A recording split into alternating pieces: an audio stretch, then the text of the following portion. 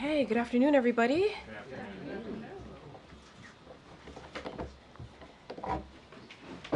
Okay, got a few things going on today. So I'm joined today by my colleague, Luisiana Perez Fernandez, who will speak for a few minutes on Hispanic Heritage Month. Luisiana, over to you. Hi everybody, thank you Karine, gracias Karine. Buenas tardes, mi nombre es Luisiana Pérez Fernández y soy la directora de medios de coalición de la Casa Blanca. Hoy celebramos la primera semana del mes de la herencia hispana, un momento para reconocer que la diversidad es una de las mayores fortalezas de nuestro país. Este mes honramos la historia, cultura y contribuciones que la comunidad hispana aporta a nuestra nación. Comenzando desde esta tarde, el presidente Biden y la primera dama, la doctora Jill Biden, recibirán a líderes y miembros de la comunidad latina en una recepción para celebrar sus logros y contribuciones en los Estados Unidos. Luego, el día de mañana, el presidente dará un discurso en la gala del Instituto del Caucus Congresional Hispano, donde honrará la excelencia latina y las contribuciones del Caucus Hispano del Congreso. Allí hablará sobre cómo, desde el primer día en el cargo, él y la vicepresidenta Harris se han comprometido en promover oportunidades y equidad para todos, incluidos los millones de latinos en Estados Unidos. Gracias a este compromiso y a las acciones de la administración Biden-Harris, la comunidad latina ha experimentado una fuerte recuperación económica.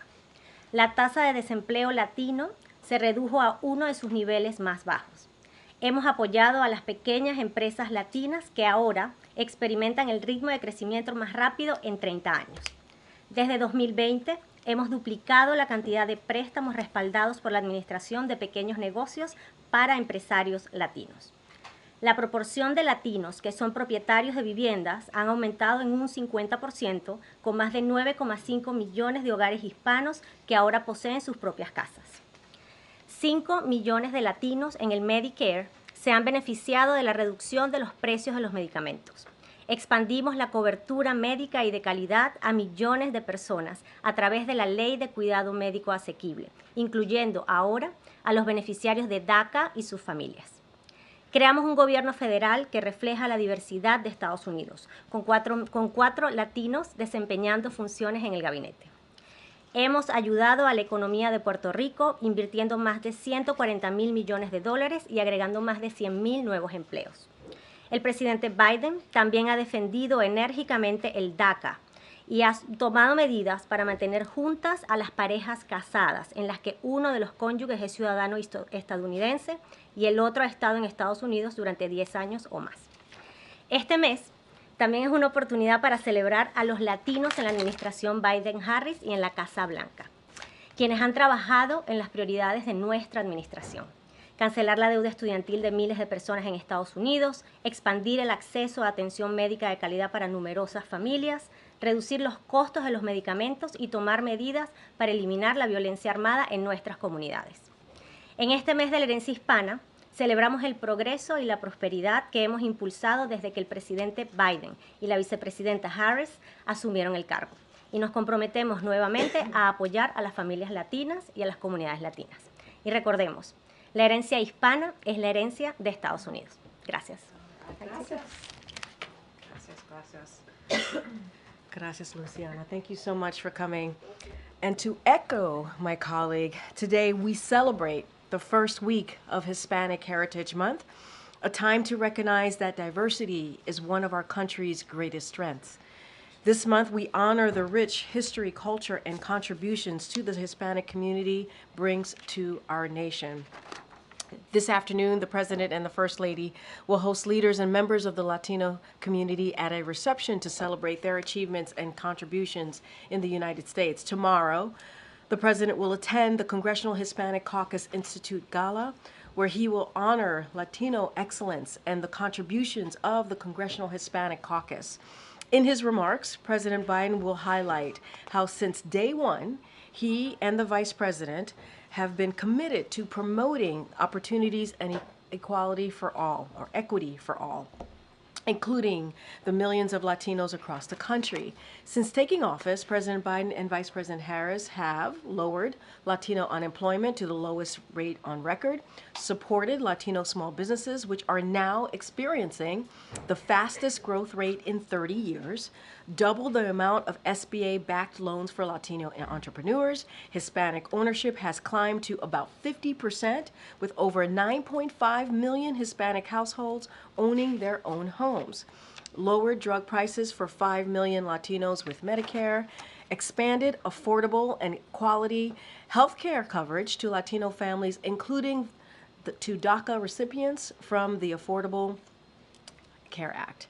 Created a federal government that reflects the diversity of the United States, with our 4 Latino members serving in the cabinet. Helped Puerto Rico's economy by investing over $140 billion and adding more than 100,000 new jobs. Vigorously defended the DACA policy and taken steps to keep married couples together, where one spouse is a U.S. citizen and the other has been in the U.S. for 10 years or more.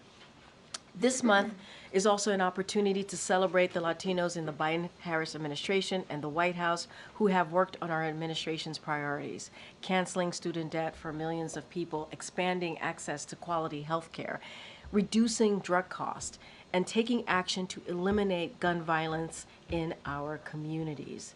This National Hispanic Heritage Month, we celebrate the progress and prosperity we are continuing to create for Latino communities since President Biden and Vice President Harris took office, and we reaffirm our commitment to supporting Latino families and communities. And let's remember, Hispanic Heritage Month is American heritage. Now, my colleague from the National Security Council, Admiral John Kirby, is here to talk to you about the President's upcoming Quad Summit in Delaware, in Wilmington, Delaware, to be specific, and also the UN General Assembly next week. Admiral? Try to do this without butchering my own English here. But good afternoon. We got a busy few days ahead of us here on the foreign policy front, and if you'll just bear with me, I'll give you an overview. This weekend, as Karine noted, in Wilmington, Delaware, the President will host the leaders of Japan, Australia, and India for the 4th annual Quad Leaders Summit. Now, over the last 3+ years, President Biden has made it a priority to invest in rebuilding our network of alliances and partnerships across the Indo-Pacific. And in the process of doing that, he has strengthened not only existing relationships, but he's helped forge new ones altogether. So think about AUKUS, for instance, or the trilateral Camp David Summit with Japan and South Korea, or the first ever U.S.-Japan-Philippines Leaders Summit in April, and of course, the Indo-Pacific Quad. Back in 2021, President Biden elevated the Quad to the leader level for precisely those reasons. He understood that bringing 4 leading Indo-Pacific democracies with shared priorities, mutual security interests, and strong bonds of friendship between our peoples, would make for a safer and more prosperous region, and quite frankly, a safer and more prosperous United States. Now, this particular Quad Summit will be the first time we've hosted foreign leaders in Wilmington, the President's hometown. And he's very excited about that, about showing them a place and a community that shaped so much of the public servant and the leader that he became. It's also a reflection of his belief that, like politics, foreign policy is also personal. And the President is enormously proud of the personal relationships that he has with each of these 3 leaders. Indian Prime Minister Modi, Japanese Prime Minister Kishida, and Australian Prime Minister Albanese. The President will meet individually with each of them, and they will also gather together in a larger plenary session where they will discuss expanding cooperation across a range of critically important issues. We believe that you'll see coming out of this summit that the Quad is more strategically aligned and more relevant than ever before. I think you can expect a robust agenda aimed at delivering concrete benefits to the people of the region as they all identify priorities such as health security, natural disaster response, maritime security, quality infrastructure, critical and emerging technologies, climate and clean energy, and cybersecurity. You'll also see some announcements that demonstrate our intention to make sure that this special partnership, the Quad, endures and, in fact, thrives over the long term.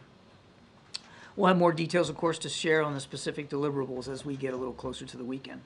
Looking ahead to next week, On Monday, the 23rd of September, President Biden will welcome the President of the United Arab Emirates, His Highness Sheikh Mohammed bin Zayed Al Nahyan, to the White House. Now, this will be the first ever visit by a president of the UAE to Washington, so it's a historic one. The Vice President will also meet separately with President Mohammed. Both the President and the Vice President have spoken with or met with President Mohammed at multiple points throughout the administration, and we look forward to the opportunity to have face-to-face discussions here. In particular, the President and the Vice President will discuss a number of bilateral and regional matters together with areas of deepening cooperation in advanced technology, clean energy, space, supply chain resiliency, and critical infrastructure investments. The UAE has made a number of recent announcements with respect to strategic investments in climate and clean energy, all of which build on the Partnership to Accelerate Transition to Clean Energy, or otherwise known as PACE, which we signed with the UAE 2 years ago. We look forward to expanding this collaboration over the coming months and years. UAE is also, we might add, a leading partner in the President's Partnership for Global Infrastructure and Investments. Advanced technology, I think, will also be a focus of this discussion, including efforts to advance responsible artificial intelligence goals. Now, in the region, President Biden and Vice President Harris will discuss with President Mohammed, obviously, the crisis in Gaza, UAE's essential role in addressing the humanitarian crisis there, and the crisis in Sudan, where, as the President's statement made clear last night, we all must increase efforts to open routes for humanitarian assistance and ultimately to secure a ceasefire. The President and the Vice President look forward to this important engagement with a strategic partner at a very important time. And then finally, the President, as you know, will be traveling to New York City on Monday afternoon for the 79th meeting of the UN General Assembly. Throughout all his engagements up there in New York, he will reaffirm America's leadership on the world stage. He'll rally global action to tackle the world's most pressing challenges, including climate, the opioid epidemic, mobilizing resources for developing countries, managing the risks and benefits of artificial intelligence, and helping end the brutal wars in Gaza, Ukraine, and Sudan, among many other critically important issues. Specifically, on Tuesday morning, the President will deliver an address to the UN General Assembly outlining his vision for how the world should come together to solve these big problems and defend fundamental principles such as the UN Charter. The President will also meet with UN Secretary General Guterres and talk about how the partnership between the United States and the United Nations in advancing peace and safeguarding human rights can endure and to prosper. On Tuesday afternoon, the President will host a summit of the Global Coalition to Address Synthetic Drug Threats. We established this coalition ourselves just last year to drive international action in order to disrupt the global supply chain of illicit fentanyl and other synthetic drugs. This event will be an opportunity for leaders to drive progress on one of the most lethal global health and safety challenges of our lives. The meeting reflects the President's vision of countries working together to deal with problems that cross borders. Now, in this case, the coalition is playing a vital role helping our country deal with the fentanyl crisis here at home. The President will also have engagements with foreign leaders on Wednesday, and we'll have more to share on that agenda as we get a little closer. Thank you. Appreciate your patience. Admiral, what's the White House response to the exploding walkie-talkies in Lebanon today? I know Karine addressed the pagers yesterday, but what's the latest U.S. assessment, and does the U.S. consider this a justifiable escalation? What I can tell you is we were not involved in yesterday's incidents or today's in any way, and I don't have anything more to share. Has the Israelis let you know about these operations? I don't have anything more to share today. Confirm that it's the U.S. assessment that the Israelis were behind all this. Nothing more to share. The Israeli defense minister said today that this is a new era of the war. What's the White House's response to that, and how concerned are you that this will cause this escalation? All I'll say is that we want to see the war end. And everything we've been doing since the beginning has been designed to prevent the conflict from escalating. We still believe, for instance, that there is a diplomatic path forward, that particularly up near Lebanon. And we still believe that while it is increasingly difficult and we are certainly no closer to finality, that we're going to that we believe a ceasefire deal and a negotiation to get the hostages out is still the best outcome, and we're going to keep pursuing that. But how do these events move forward any diplomatic solution here? It's difficult for me to stand up here, Gabe, and tell you exactly how incidents over the last couple of days are going to affect outcomes in the next few days. All I can tell you is we're still putting our shoulder to the wheel to get the hostages home and get a ceasefire in place, as daunting as that is today. And we are still involved in intensive diplomacy to try to prevent a second front from opening up on that border with Lebanon. Thank you. Given the rhetoric and the attacks in the last few days, it seems like a full-out conflict is inevitable at this point. Do you agree with that assessment? And is the U.S. government preparing for an evacuation of American citizens in Lebanon and or in Israel in that case? I think we've learned through experience, particularly over now what's going on almost a year here, that nothing is inevitable when it comes to that particular part of the world and this particular conflict. And we're going to, as I said to Gabe, we're going to do everything we can to see if we can end it and get those hostages home. And your second question was evacuation. I don't have anything with respect to evacuation preparations to talk about. I mean, that's a better question really put to the State Department. I think you know, Laura, particularly from covering the Pentagon, we have on the shelf, we have evacuation plans available for places all over the world. But I wouldn't lead that to believe that we're in a moment now where we think we need to imminently call for that or act on that right now. What has been the impact of the latest attacks on the potential for a ceasefire deal in Gaza? I think it's too soon to know if what happened over the last couple of days is going to have any effect on where we are with a ceasefire deal. Sadly, we aren't any closer to that now than we were even a week ago. So it's difficult to see any immediate impact of these incidents, but I think it's just too soon to know in general. Officials have said we're 90% there. Is that still the case? I think in terms of the agreed framework and the language, that's still the case. The framework has been agreed to. The major architecture of the deal had been agreed to by both sides. But as we said, once you get down to niddling over that last 10%, and you're in that kind of horse trading, it gets real hard, and the details get real specific, and that's where we have run into some resistance, and we're not any closer today than we were a few days ago. Thanks. CBS News, at least, has learned that the Defense Secretary, Lloyd Austin, spoke yesterday with the Israeli Defense Minister 2 different times. We've been told no specifics were given about the operation that happened yesterday. Was there any heads up given yesterday that there would be more attacks in Lebanon today? Well, I'd refer you to the Defense Department to speak to conversations that the Secretary had with Minister Gallant. As I said, there was no U.S. involvement in either of these incidents, and I have nothing. One thing, though, but awareness it was coming is another. I recognize the question. I have nothing more to add. If you're someone who owns a pager like this that's been blown up in Lebanon in recent days, whether it was made by the Taiwanese company or the Hungarian company that may have had a licensing deal with them, should you be concerned it could blow up? Again, Ed, I have nothing more to add on this. Yeah. Our sources have confirmed to us, it's been widely reported that Israel is responsible for this, but notably you still won't say that. Why is that? Is it because that's not your assessment, or because you don't support what they're doing here? It's because I don't have anything more to add on this issue. As I said, there was no U.S. involvement, and I'm not going to go beyond that today. Then let me ask this. These kinds of tactics, blowing up pagers and walkie-talkies, is this type of warfare acceptable to the United States? Again, Mary, I appreciate the question. I'm simply not going to be able to address these incidents over the last couple of days in any level of detail one way or another. Okay, let me try one other thing. Please. You know, everyone keeps urging, all parties involved not to escalate this. Isn't this an escalation already? I mean, isn't this Israel doing exactly what you've been warning them not to do? Again, I'm not going to speak to the details of these incidents. I understand that's frustrating. I get it. And I understand where all your questions are coming from. They're all valid. They're all fair. I'm just not going to get into this. I will add, if I could, and restate a little bit to what I said to Gabe. We still don't want to see an escalation of any kind. We don't believe that the way to solve where we're at in this crisis is by additional military operations at all. We still believe that the best way to prevent escalation, to prevent another front from opening up in Lebanon, is through diplomacy, which is why Mr. Hochstein was over in the region this week. And we're still going to pursue those kinds of outcomes. If a state actor was involved in any way in what took place in Lebanon, Is that acceptable behavior by a government?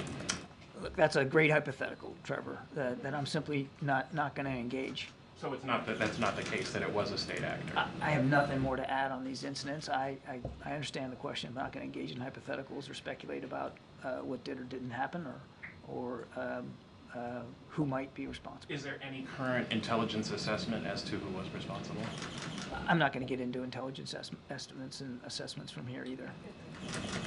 Secretary of State Blinken expressed frustration at the escalations and remarks earlier today, saying it threatens to slow it, to stop a ceasefire deal. Is that the White House's assessment as well, that it's close to being stopped or derailed, or?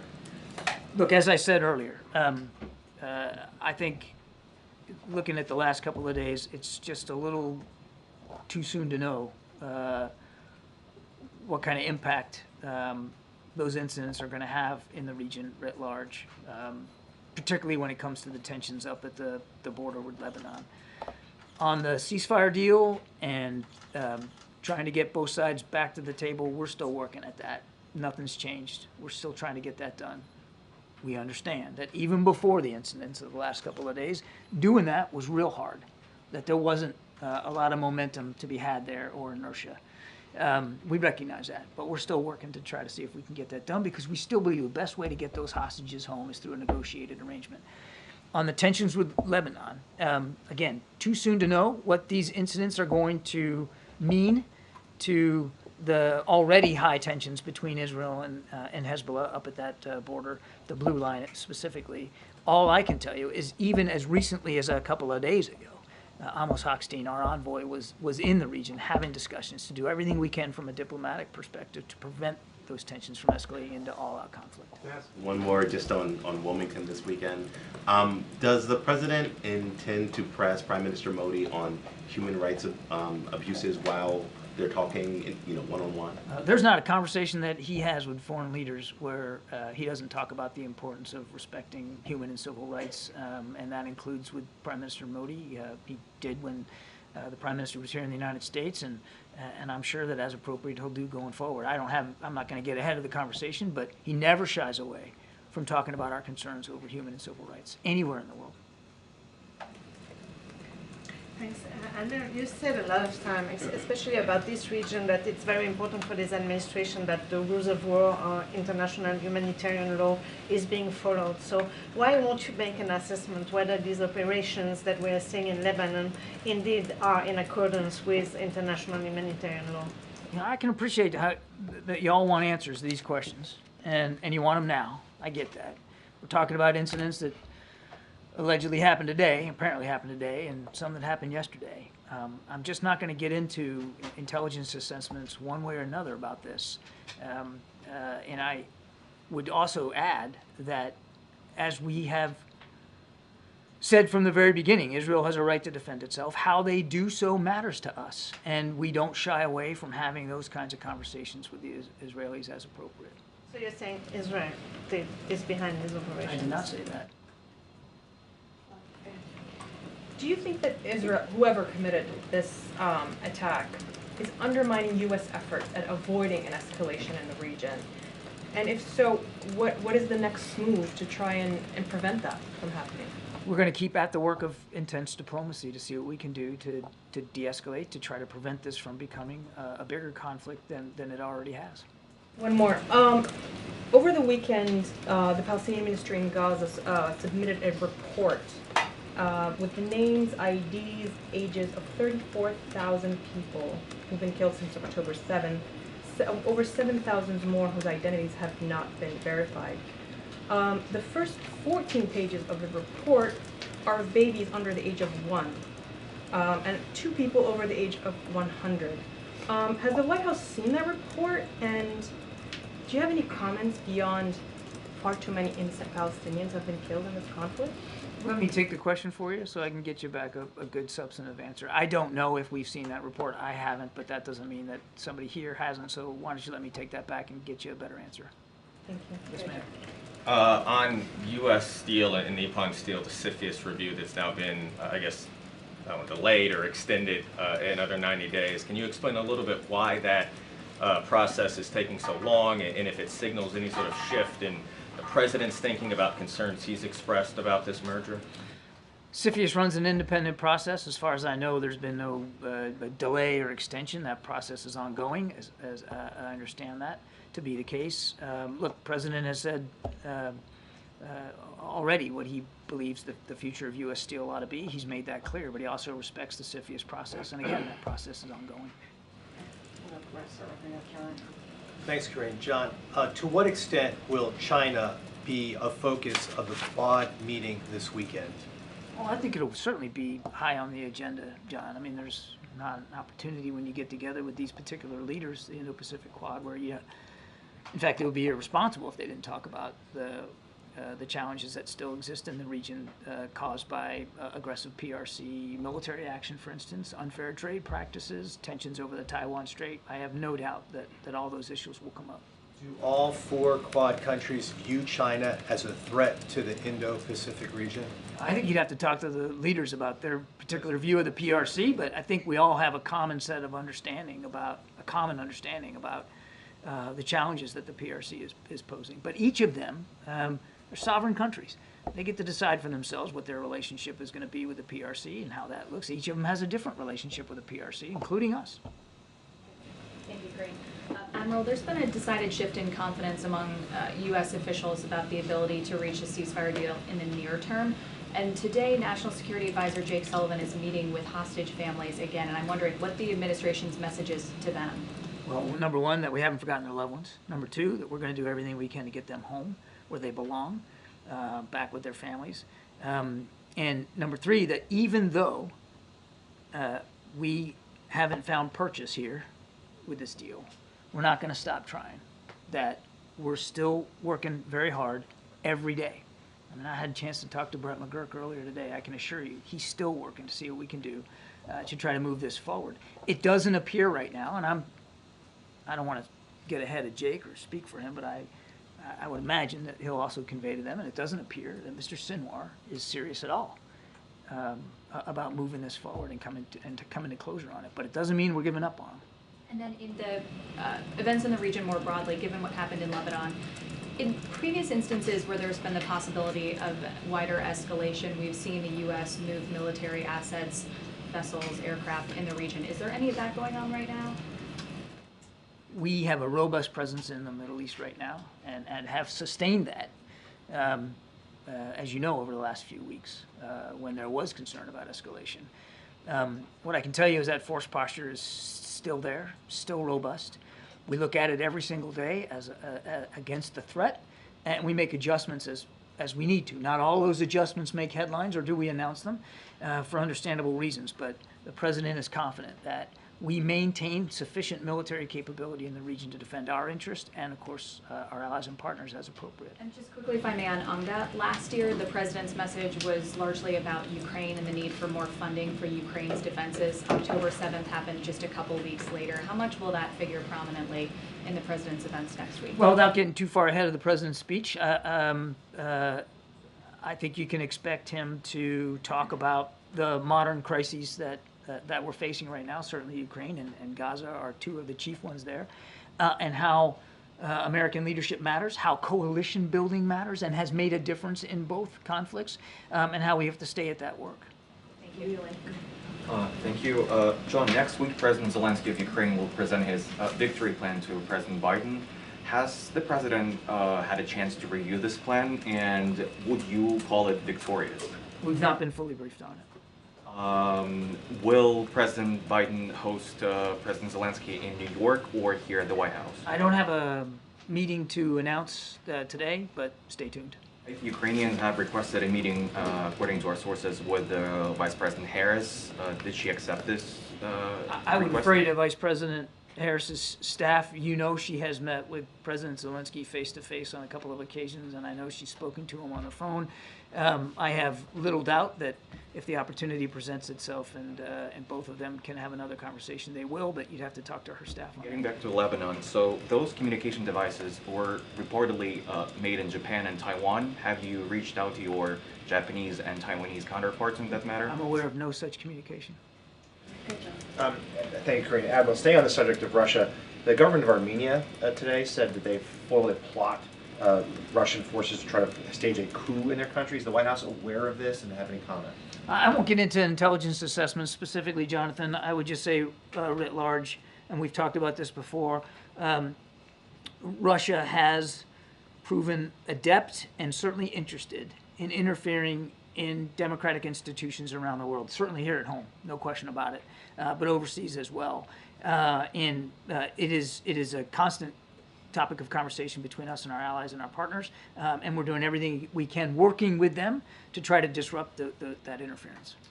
Thank you so John, much. can you address the famine in Sudan, John? Can you address the famine, please? I think if I could just briefly point you to the president's statement last night. How serious is it? How dire is it? It's, I don't know of a famine that's not dire. Right. It's dire.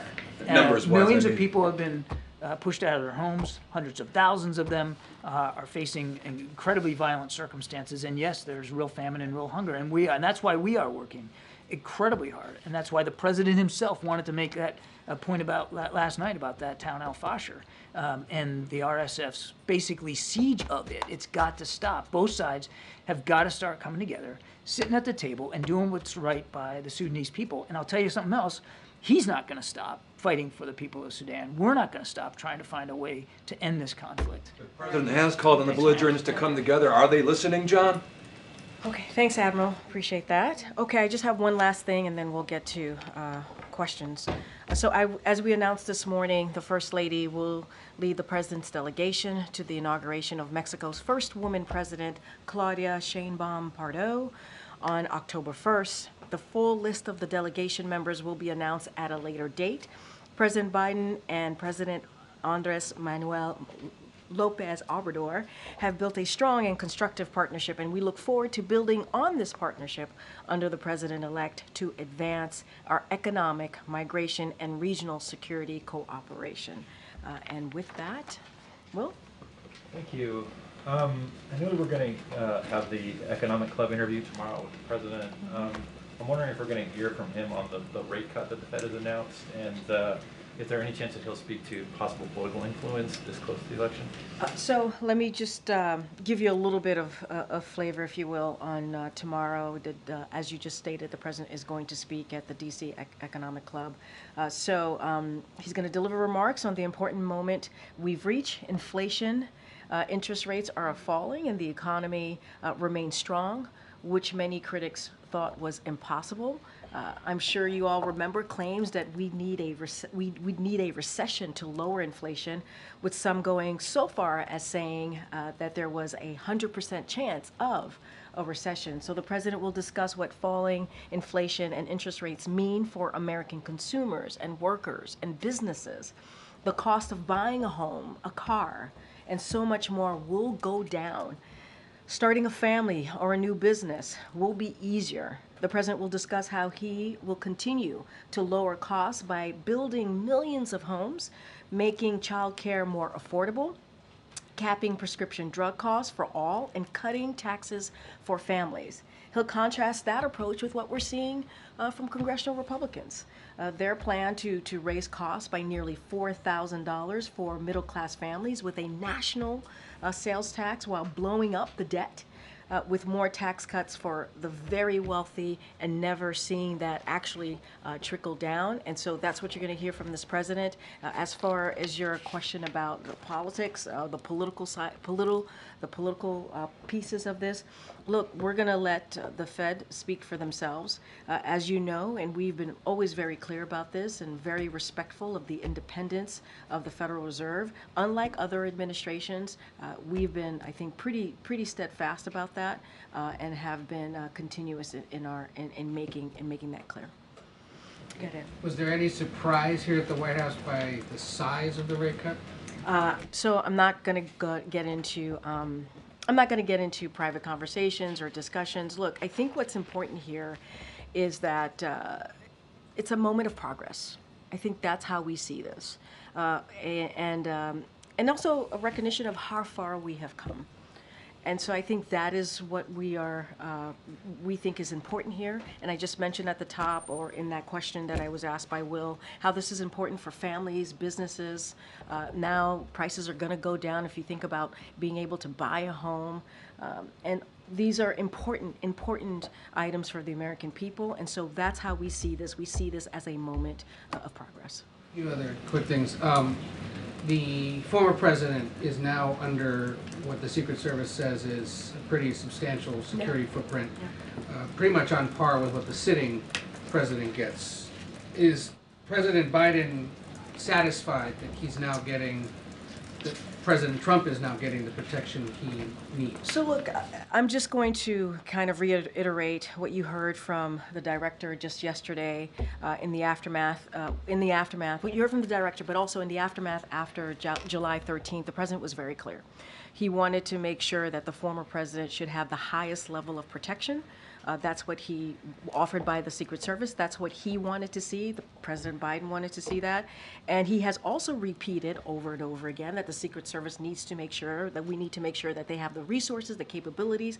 What their mission is incredibly, it's critical, what they're trying to do. And so since July 13th, the Secret Service has greatly enhanced that security for the former president. And so honestly, they are the only ones who can speak to the specifics on what that looks like. But again, the acting director, Rose, spoke to this yesterday. I think you also heard from Secretary Mayorkas on this as well. And so I certainly would leave it to them. One other, I'm sorry, not Secretary Marcus, the Department of Justice Secretary, but yeah, Secretary Marcus. I'm so sorry, Secretary Marcus. That's what you heard from yesterday. I'm going back and forth on that. I could have asked the Admiral, but I'll ask you. The fact that this summit is being held in Wilmington as opposed to New York or here or Camp David, what should we read into the fact that he's taken him to his hometown? Look, I think that what people should look at this as politics, whether it's foreign or domestic, is indeed personal, right? It is very much local. It is very much personal. And if you think about this, is that the president has developed over 3.5 years and more, the president has developed a relationship with these leaders. And so he wanted to continue on that diplomacy, if you will, by bringing them to Wilmington. And I think it's important. I think it's important show of how those relationship has grown. It's important to show how much the president really focuses on foreign policy, and I think that's what you should see from that. It's politics, not just domestic, but also foreign policy is very much local, and I think that's what you're going to see from this president. Is holding it in Wilmington something he considered, or hosting any world leader in Wilmington something he considered previous to now, or that he would have done more of had there been a second term? I mean, this is a city that's gotten used to him and the footprint being there every weekend or every other weekend. So look, why now? It is indeed, Wilmington, Delaware is his home. It is a place that he talks about often, as you stated, that he went back every weekend, as you know, every day, as you know, when he was a senator raising his boys. And so this is what you see from this president when he goes to Wilmington. And I think, look, I'm not going to go into what the president was thinking before he decided to not run for re-election. I'm not going to go into that. What I'm going to go into is that he thinks it's important in the relationship that he has built with these leaders to bring them to his hometown. And again, not just politics, but domestic policy, foreign policy as well, as it relates to the American people. It's indeed very local. And so he's looking forward to bringing them to his hometown. I think they will enjoy Wilmington as much as you all do when you go to Wilmington with the president. Go ahead. You can either confirm or deny. I don't know. I think you love it. I think you love it. Go ahead. Sorry. Is the White House concerned at all that the Fed is predicting that the unemployment rate is going to rise by the end of the year?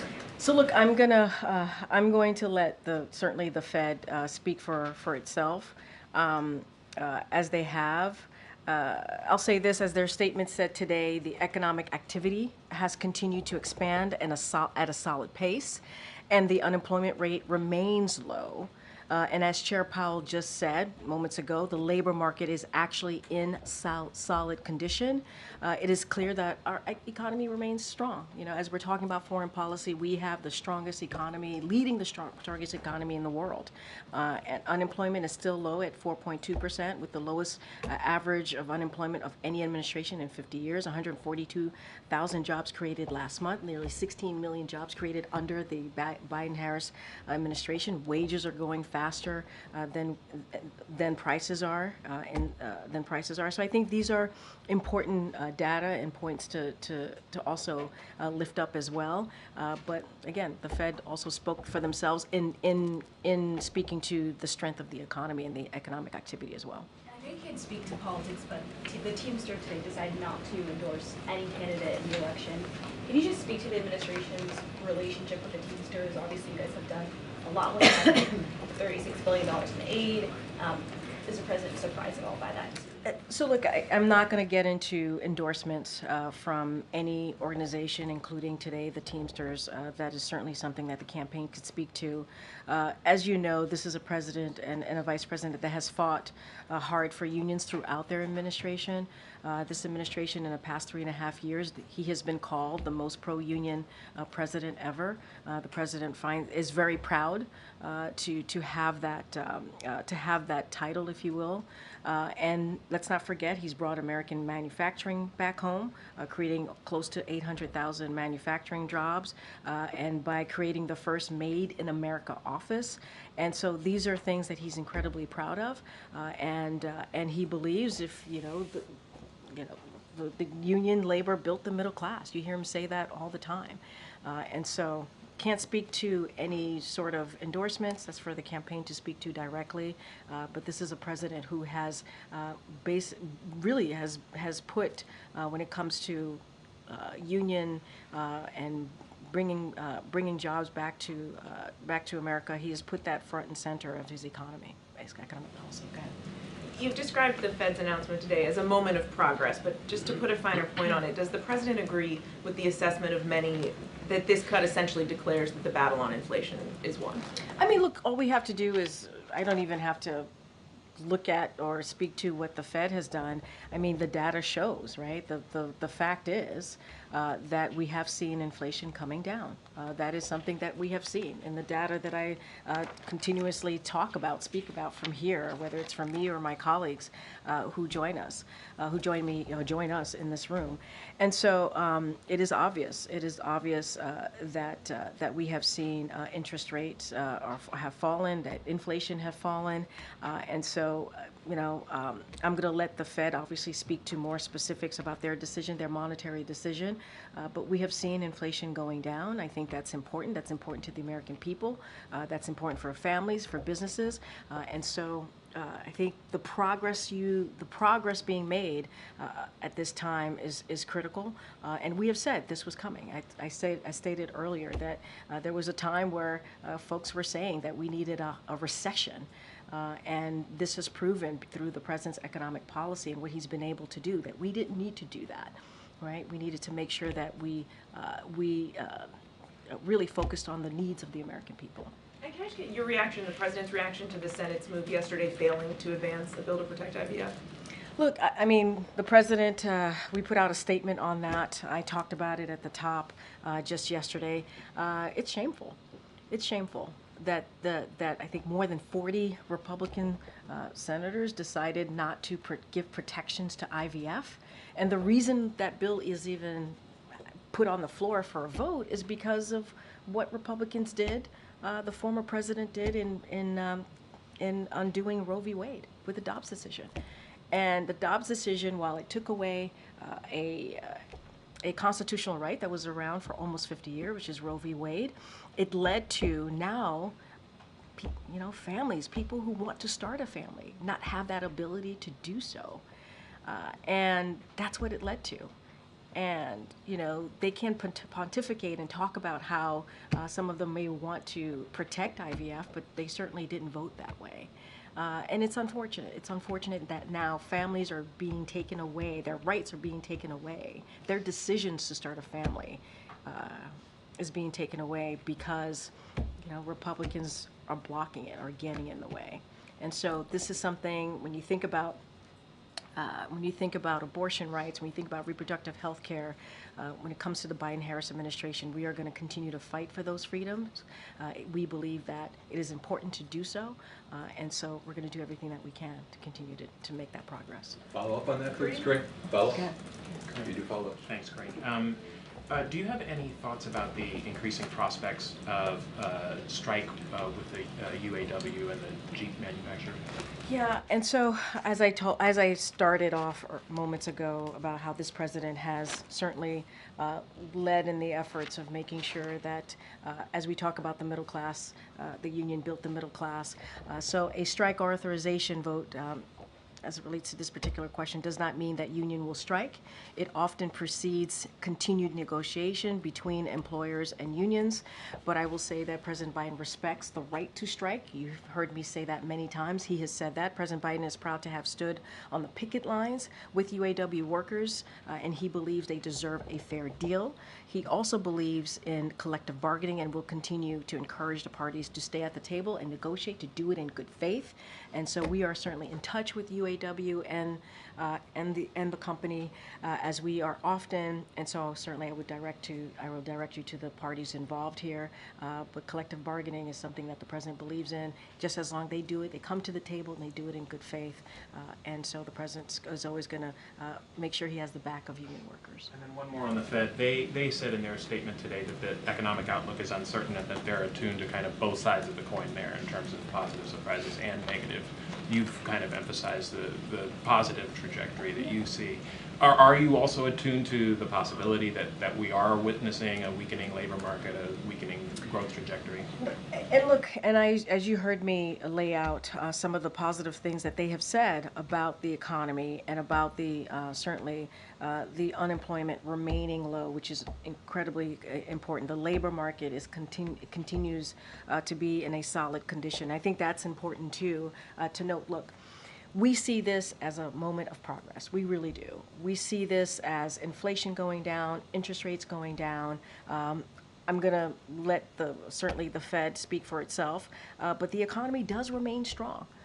That is still the case. It remains strong, and that is because of the work that we've been able to do, this administration has been able to do in the past 3.5 years, making sure that we are addressing the issues of American families and American people across the country. And so this is progress, and this shows, I think what we saw from the Fed today shows how far we've come.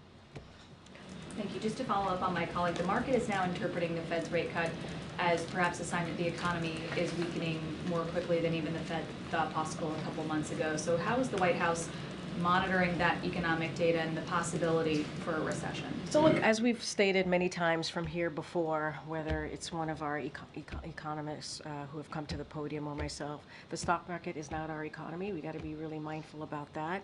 What we believe is the economy is resilient. The data still shows unemployment is low at 4.2%.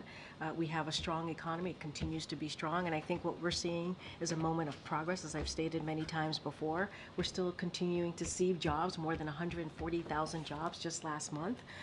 And so GDP grew 3% just last quarter. And so this is important. This is important when we look at all of the data together, that we are continuing to see a strong economy. The stock market is up more than 40% under this administration, but that is not our economy. And so we're continuing to see progress. We've come a long way since this president and this vice president walked into this administration. The economy was in a tailspin. And we've managed to turn that around. Now, as you hear us say all the time, is there more work to be done? Yes, there's more work to be done. We want to continue to lower costs for the American families and Americans across the country, and we're going to continue to do so. And you're going to hear from the president tomorrow directly. And on Teamsters, I know you can't talk about the endorsement specifically, but the union also put out its internal polling that showed that there was a pretty wide margin of rank-and-file membership that supported former President Donald Trump. To what extent is that a referendum on the work of this administration?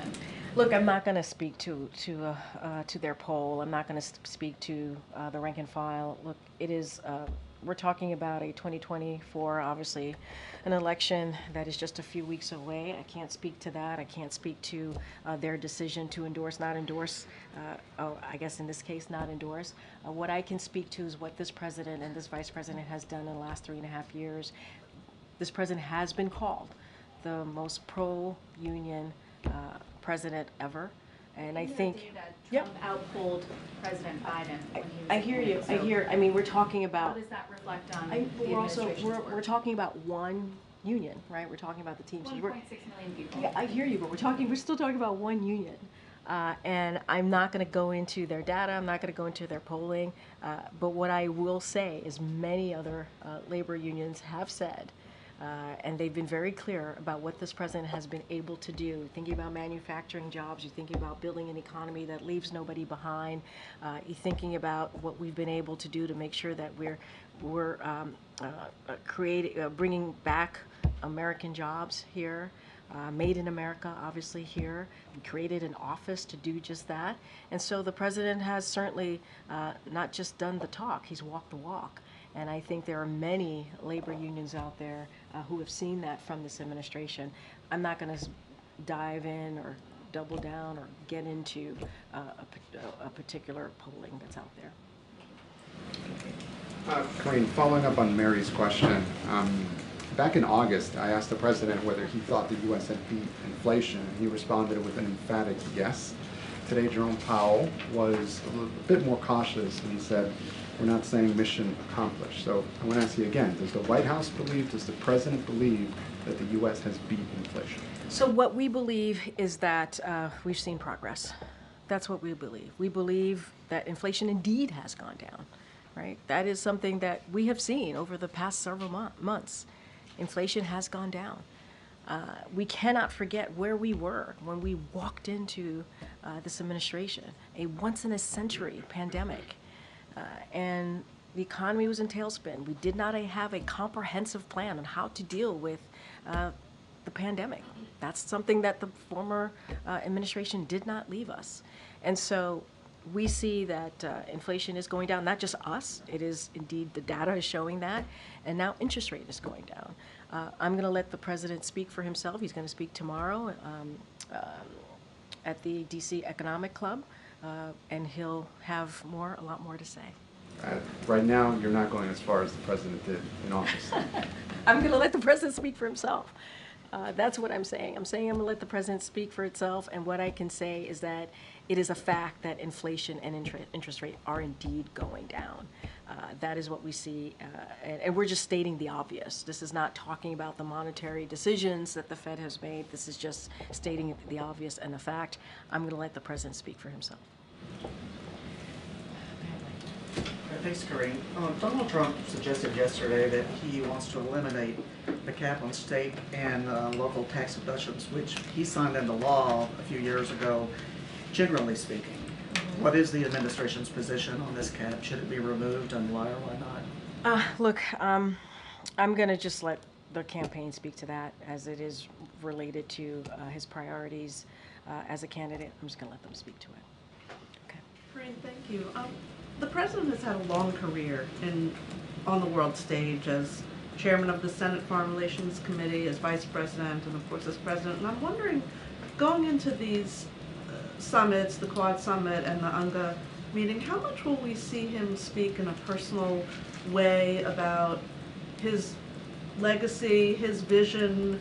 This will be his final talk, his final address to an UNGA group, and also thinking about the speech tomorrow.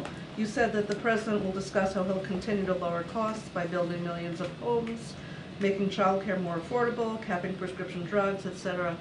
How much does he think he can realistically accomplish in the waning days I'm going to of his let presidency? certainly I'm going to let the president speak to that and more. I was just giving you a little bit of a taste of what the president wants to talk about.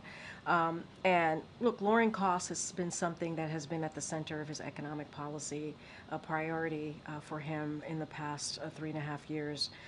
And so that is something that we're going to continue to do. And I think under this administration, we have been able to build homes for people and in an affordable way, and that's something that we're going to continue to do.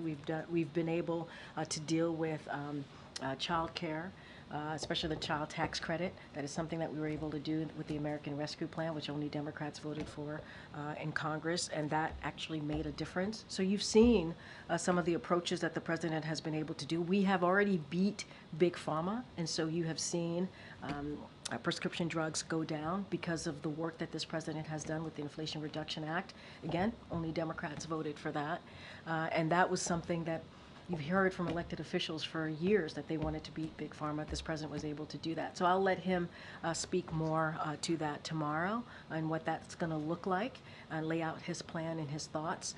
As it relates to the world stage, the president has been a leader in the world stage, on the stage, not just throughout his Senate career, as you just stated, as VP, as president. You think about how he's been able to bring partners and allies together on really important moments, critical moments in the past 3.5 years. Look, I'm How does he, in a personal way? How does he approach No, I this? hear the question. What I will say to you is I'm going to let the president speak to that, and speak to his own personal views, and a look back, if you will, of his 50-plus year career, and what he's been able to do on the world stage and also here domestically. And so I'm going to let the president speak to that. But I think he is very proud of his accomplishments and what he's been able to do, and he'll speak more to that. So I'll let that go. Great. Get VOA in the back. Thank you, Karine. Again, next week, President Zelensky will meet with President Biden, be it in New York or in D.C. Can you talk to me about President Biden's expectations from this meeting, given that this might be their last in-person interaction before President Biden leaves the White House? I'm not going to get into details or specifics or his thoughts, behind-the-scenes thoughts of how he's thinking about it. As you know, he has he's met President Zelensky many times, and I think President Zelensky has appreciated his leadership, and we've been incredibly impressed by the bravery of the Ukrainian people as they continue to fight for their democracy, their freedom, and so you've seen an unwavering support for the Ukrainian people, and certainly the president has led in more than 50 countries getting behind the Ukrainian people as they fight for their sovereign territory. And so certainly that's what you're going to continue to see, and I'll just leave it there. In D.C. or New York, just to follow up. I don't have anything else to add. One more, if I may. Senator John Kennedy accused Arab American activist Maya Berry of supporting Hamas, even though she denied it. So the senator told her, let me quote, "You should hide your hat in a bag." Do you have any reaction to such an intent? Yeah, I do actually. I'm glad you asked the question. Look, fighting hatred of all kinds, including anti-Arab sentiment and Islamophobia, was a core tenet to the president's campaign, and continues to be a driving force of his time here in office. As you all ask me about his last 4 months. And speaking to this specific moment that we saw, that we all witnessed, it was shameful. It was shameful insults and abusive treatment of an Arab American Institute Executive Director, Maya Berry, at yesterday's Senate hearing, and they were deeply troubling and demonstrate why we need to fight against hate, fight against discrimination of all kinds, It is a bigoted and dangerous and very wrong to call someone a terrorist sympathizer based upon their heritage or their religion. And so we have seen troubling rise in anti-Semitic hatred attacks since October 7th, and we've seen a distressing rise in hatred and attacks aimed at Arab and Muslim Americans. And it is upon all of us, especially leaders, national leaders, in particular in this country, to call that out and to condemn that type of hatred, that type of bigotry. And this is something that you're going to continue to see from the Biden-Harris administration. We're going to condemn that type of hateful speak, any forms of that type of hatred. We have to speak against it. And it was shameful. It was a shameful insult that we saw yesterday in that hearing. All right, we're going to start wrapping it up. Good. Thank you. And somebody may have asked this before, and if they did, I apologize, but I would love to get an answer anyway, which is, back in July, late July, you said that the White House was recalibrating in the wake of the president's decision. And I'm wondering if that recalibration is done, and like if you got a flow chart, like what does this last 4 months want to do? No, fair enough. Fair enough. Look, and I think it was fair to say that we were recalibrating, as you can imagine. What we saw in the end of July was historic, had never seen before. And so what I can say more broadly is that the president is focused on the American people. He is. Whether it's the economy, healthcare, foreign policy, it is, and many more other issues that Americans care about. That's what he wants to put at the forefront. That's what he wants to continue to build on the successes that we have seen over the last 3.5 years, and wants to continue to make sure. You heard me just talk about the Inflation Reduction Act. You heard me talk about the American Rescue Plan. There's so many other things, the bipartisan infrastructure legislation, the Chips and Science Act, right? The PACT Act. There's so many historic pieces of legislation that we want to continue to implement and get done. So that is critical and important too. Like the president is making sure that his teams and the different agencies are on it, are on top of it, on getting that done on behalf of the American people. And so it is a wide range of issues that matter to him because it matters to the American people. And you're going to hear from him next week at UNGA. You're going to hear from him this weekend at the Quad Summit. And there's going to be a lot more. Stay tuned. There's going to be a lot more that you'll hear directly from this president about what else he's doing and what else he wants to continue to do. But I think if anything, we've been taking those actions. We've been giving those speeches. He's been giving those speeches, whether it's SCOTUS. You heard him talk about the reform there. So tomorrow he's going to talk about the economy. He's going to talk about lowering costs. He's going to talk about what else he wants to get done. I was just asked, the little bit that I shared about with home ownership and lowering cost, and certainly prescription drugs. How is he going to get that all accomplished? He'll speak to that tomorrow as well. Okay. Great. All right. Go ahead, John. Thanks a lot, Karine. I saw some polling yesterday that caught my attention, and I wanted to get your views on this polling. Okay. It indicated that nearly half of Republicans say they won't accept the results of the presidential election if their candidate loses. Nearly a quarter of Democrats won't accept the results of the presidential election if their candidate loses. And the polling also indicated that 14% of Republicans would take action to overturn the election if their candidate loses. What's your reaction to that? Is that concerning that there seems to be such distrust with the election system to get these types of results? So here's what I will say, and I have not seen that polling, so I don't want to speak directly to the polling, but more broadly, and you've heard the president say this, it is important, and it is important that it shouldn't matter if you win or lose. You should respect the results of the election. You've heard him say that directly, and he respects our election process. He respects free and fair elections. It doesn't matter what side of the aisle you sit in or you believe in. It is important that we respect this process. Peaceful transfer of power is incredibly important. Respecting the results of the election, it is incredibly important. And you're going to continue to hear that from this president. He's going to continue to fight for our democracy. And you heard him say that on January 6th, after what we saw on the Capitol, after violence was incited, when you saw 2,000 people trying to overturn an election because of what the former president said. And he denounced that. And it wasn't just, you just didn't hear that from a Democratic elect president. You heard that from the judges who were, more than 60 of them were Republican judges who said it was indeed a free and fair election.